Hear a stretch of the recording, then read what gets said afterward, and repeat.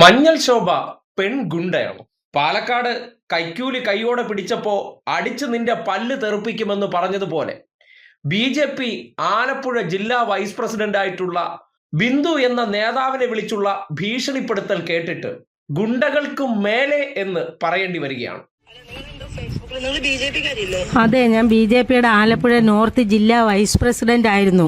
അന്തരം നല്ല വൃത്തിയായിട്ട് പ്രവർത്തിച്ചുകൊണ്ടിരിക്കുന്ന എന്നെ പുറത്തോട്ട് വരാത്ത രീതിയിൽ ഒതുക്കിയത്. നിങ്ങൾ ഈ പാർട്ടിക്കകത്ത് നിന്ന് നിങ്ങൾക്കെതിരെ ഞാൻ എന്തായാലും സ്റ്റേറ്റ് പരാതി കൊടുക്കുന്നുണ്ട്.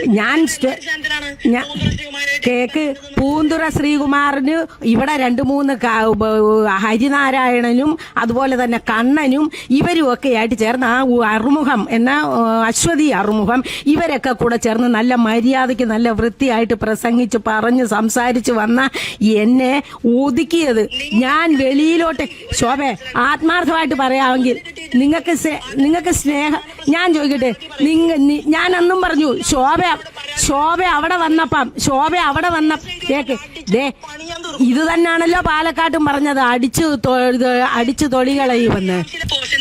വ്യക്തിപരമായിട്ട് ഞാൻ കംപ്ലൈന്റ് കൊടുത്തിട്ടില്ലെങ്കിൽ ഞാൻ പറയുന്നു, എന്റെ പൊതുപ്രവർത്തനത്തിൽ ഇത്രയും വൃത്തികെട്ട രീതിയിൽ നാട്ടുകാരുടെ കൂടെ നിന്ന് നീ കളിച്ചിട്ടുണ്ടെങ്കിൽ നീ ഒരിക്കലും നാട്ടുകാരുടെ കൂടെ നിന്ന് കളിക്കത്തില്ല. അത്രയധികം മാനസിക ഈ ഇലക്ഷൻ സമയത്ത് എന്നെ ഒരു വാർഡിൽ പോലും പ്രവർത്തിക്കാൻ സമ്മതിക്കാതിരുന്നത് ഈ അരുൺ അനിരുദ്ധനും കൂടെ ചേർന്ന് ശോഭ ചെയ്തതാണ്.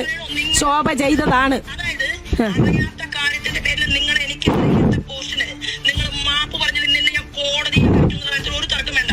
ഇവിടുത്തെ പോപ്പുലർ ഫ്രണ്ടിനേക്കാളും SDPയെക്കാളും ഇവിടുത്തെ മാർക്സിസ്റ്റ് ഇത്രയും വലിയ ഗുണ്ടകളെക്കാളും പിന്നെ നീയല്ലേ ആലപ്പുഴയില് ഈ പണം കൊടുക്കാനുള്ള പെണ്ണിനെ ഇറക്കിയത്? ഞാൻ അറിയുന്ന പെണ്ണാണോ അത്? ഏത് പണം കൊടുക്കാനുള്ള? ഇപ്പൊ ഈ കേസ് മുഴുവൻ ഉണ്ടാക്കിയത് നീ ഒറ്റ വ്യക്തിയാ. കാരണം നീയാണ് ഫേസ്ബുക്കിൽ പോസ്റ്റ് ഇട്ടത്, നീയാണ് അവളെ ഇവിടെ വിട്ടിട്ടുള്ളത്. എവിടെ വിട്ടിട്ടുള്ളത്? കാറിലല്ലേ അവള് വന്നത്? എവിടെ? എന്റെ ശോഭ ഈ ആവശ്യമില്ലാത്ത കാര്യം ഒന്നും പറയണ്ട ശോഭ. ഈ ശോഭ എന്തെങ്കിലും കാര്യം ഉണ്ടെങ്കിൽ ശോഭ എന്നെ വിളിച്ച് ഇത്ര കോപത്തോടു കൂടി ചോദിക്കുന്നത് എന്തുകൊണ്ടാ? ശോഭയ്ക്ക് സങ്കടവും ദേഷ്യവും വന്നതുകൊണ്ടാ. അതേസമയം എന്നോട് സ്നേഹമായിട്ടാണോ ചോദിച്ചത്? ഇതുപോലെ എല്ലാവർക്കും വിഷമമുണ്ട്. ഇതുവരെ കേരളത്തിൽ അധികാരത്തിലോ അല്ലെങ്കിൽ അക്കൗണ്ട് തുറന്നിട്ടില്ല. പക്ഷേ കേരളത്തിനകത്ത് ബി.ജെ.പിയുടെ വനിതാ നേതാവായിട്ടുള്ള മഞ്ഞൾ ശോഭ പോലും സംസാരിക്കുകയും പ്രവർത്തിക്കുന്ന ശൈലിയും കേട്ടിട്ട് ഗുണ്ടകൾ നാണിച്ചു പോകുന്നൊരവസ്ഥയാണ്. പെൺഗുണ്ടകളെപ്പോലെയാണ് നേതാക്കന്മാർ പ്രവർത്തകരോട്, അതായത് വനിതാ പ്രവർത്തകരോട് പോലും സംസാരിക്കുന്ന രീതിയും ശൈലിയുമുണ്ട്. പുറത്തിറങ്ങി വെളുക്ക ചിരിച്ച് വിനയാന്യത അഭിനയിച്ച് നടക്കുന്ന മഞ്ഞൾ ശോഭയുടെയൊക്കെ യഥാർത്ഥ സ്വഭാവം എന്താണെന്ന് ആ ഓഡിയോ തെളിയിക്കുന്നുണ്ട്.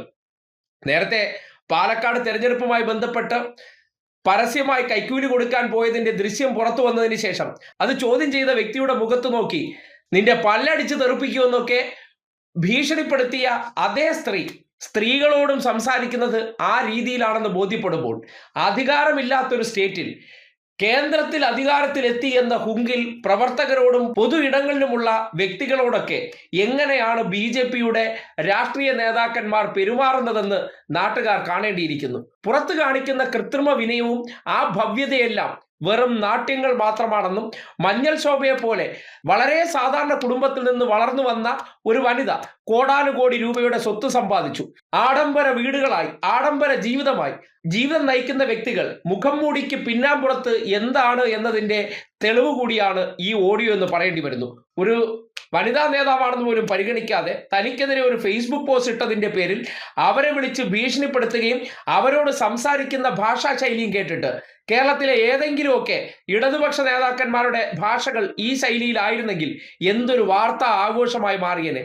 പക്ഷേ സംഘപരിവാറിനോട് വിധേയത്വമുള്ള മാധ്യമങ്ങൾ ഇതെല്ലാം മുക്കുമ്പോൾ ശോഭാ സുരേന്ദ്രൻ, അങ്ങനെ പറഞ്ഞാൽ നാട്ടുകാർക്ക് അറിയില്ലല്ലോ, മഞ്ഞൾ ശോഭ ക്യാമറകൾ ഓഫായി കഴിഞ്ഞു കഴിഞ്ഞാൽ എങ്ങനെയാണ് സ്വന്തം പ്രവർത്തകരോട്, അത് വനിതാ പ്രവർത്തകരോടൊക്കെ സംസാരിക്കുന്ന ശൈലി എന്താണെന്ന് ഞെട്ടിക്കുന്ന ഓഡിയോ തെളിയിക്കുന്നുണ്ട്.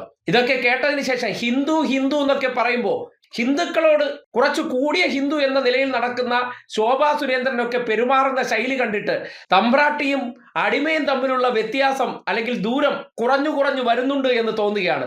ഇതൊക്കെ കേട്ടിട്ട് ഇവരുടെ മുന്നിലാണ് പോയി ഈ നാട്ടിൽ ഹിന്ദു എന്ന പേരിൽ കുറേയേറെ പേർ ഓച്ചാനിച്ച് നിൽക്കുന്നതെന്ന് തിരിച്ചറിഞ്ഞോളൂ. ഇന്ന് ബിന്ദുവിന് കിട്ടിയത് നാളെ നിങ്ങൾക്ക് കിട്ടുമ്പോഴേ അയ്യോ ഇങ്ങനെയാണോ നമ്മൾ വിശ്വസിച്ചിരുന്ന ഹിന്ദു എന്ന് താടിയിൽ കൈവയ്ക്കുന്ന അവസ്ഥ വരുമ്പോഴല്ല കാര്യങ്ങൾ മനസ്സിലാക്കേണ്ടത്. ഇതൊക്കെ അതിനകത്ത് നടക്കുന്ന ചില ഉദാഹരണങ്ങൾ മാത്രമാണ്. അസംതൃപ്തി കൊണ്ട് ചിലർ അത് പുറത്തേക്ക് വിടുകയാണ്. അതുകൊണ്ട് ഹിന്ദു എന്ന വിശാല മനസ്സോടുകൂടി ചെല്ലുമ്പോൾ എന്താണ് ഹിന്ദു പാർട്ടിക്കകത്ത് നടക്കുന്ന യഥാർത്ഥ രീതികൾ എന്ന് പറഞ്ഞാൽ തനി മാടമ്പിത്തരമെന്ന് മഞ്ഞൾ ശോഭ തെളിയിച്ചു തരുന്നുണ്ട്.